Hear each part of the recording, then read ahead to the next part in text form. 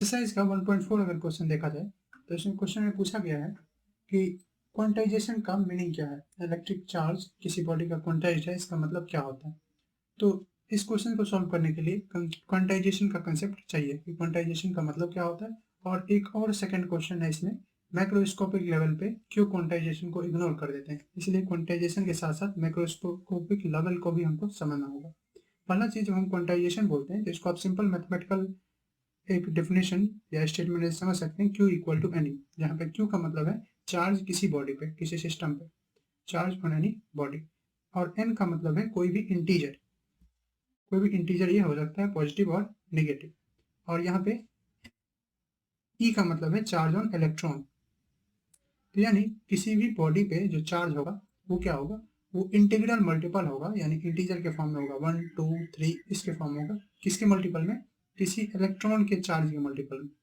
जैसे हम लोग बात करें कि एक मान लीजिए एक सिस्टम है, इस सिस्टम के ऊपर में कितना चार्ज हो सकता है, तो इसके ऊपर में या तो प्लस में या माइनस में, ठीक है, 1E 2E 3E इस तरह से चार्ज हो सकता है। 2.5E या 3.5E इस तरह का नहीं हो सकता है, यानी फ्रिक्शनल चार्ज नहीं होता है। चार्ज हमेशा डिस्क्रीट फॉर्म में अवेलेबल होता है।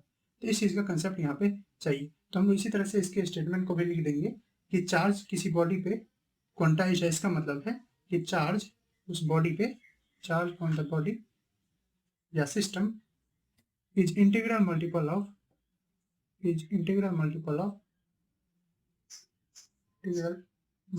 of charge on electron, यानी E multiple of charge on electron।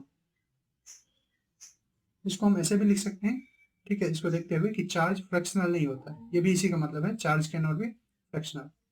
तो होता कैसे है, तो लिख सकते हैं इन डिस्क्रीट अमाउंट, ठीक है, डिस्क्रीट अमाउंट में कभी भी आपको चार्ज मिलने वाला है, डिस्क्रीट मतलब अलग अलग। ओके, देन सेकंड पार्ट में क्वेश्चन पूछा हुआ है कि चार्ज, जब हम बात करते हैं मैक्रोस्कोपिक लेवल, मैक्रोस्कोपिक लेवल मतलब हम 2 लेवल पे स्टडी करते हैं। कभी भी एक बार हम एटॉमिक लेवल पे जाते हैं, कोई मैटर है, मैटर एटम से बना हुआ है, तो हम इस लेवल पे काम कर रहे होते हैं, ठीक है। दूसरा होता है जब हम लोग डेली लाइफ की चीज़ों को ऑब्जर्व करें, जैसे कि ये टेबल है, ये पेपर है, तो इस पेपर में बहुत सारे इलेक्ट्रॉन्स होंगे, क्योंकि ये बहुत बड़ा पीस ऑफ मैटर है, तो इसके अंदर बहुत सारे एटम्स होंगे। बहुत सारे एटम मतलब बहुत सारे इलेक्ट्रॉन और उससे होने वाले चार्ज। तो बोला जा रहा है कि हम मैक्रोस्कोपिक लेवल पर क्वांटाइजेशन को इग्नोर कर देते हैं, क्यों, ठीक है। तो सिंपल सा इसका आंसर है कि जब हम लोग बात करते हैं मैक्रोस्कोपिक लेवल की, तो उस कंडीशन में बहुत बड़ा स्केल हो गया वो, और वहाँ पे इलेक्ट्रिक चार्ज जो कि एक बहुत ही छोटा चीज़ है वो बहुत सारा हो जाता है, तो उस कंडीशन में इग्नोर कर देते हैं, जो कि आप कंसेप्ट वाले वीडियो देखे होंगे, जिसमें भी आपको समझ में आ रहा होगा।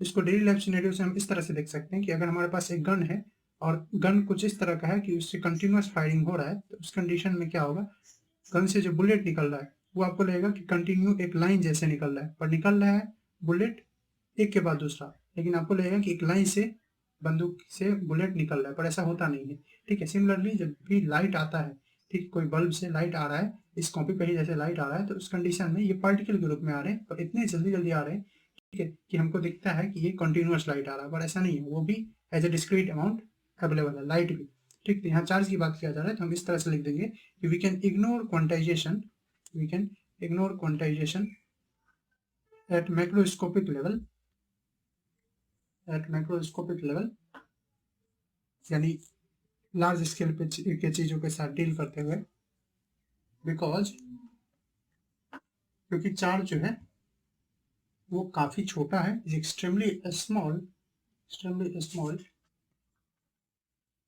और कोई भी एक macroscopic element and any macroscopic element of charge contains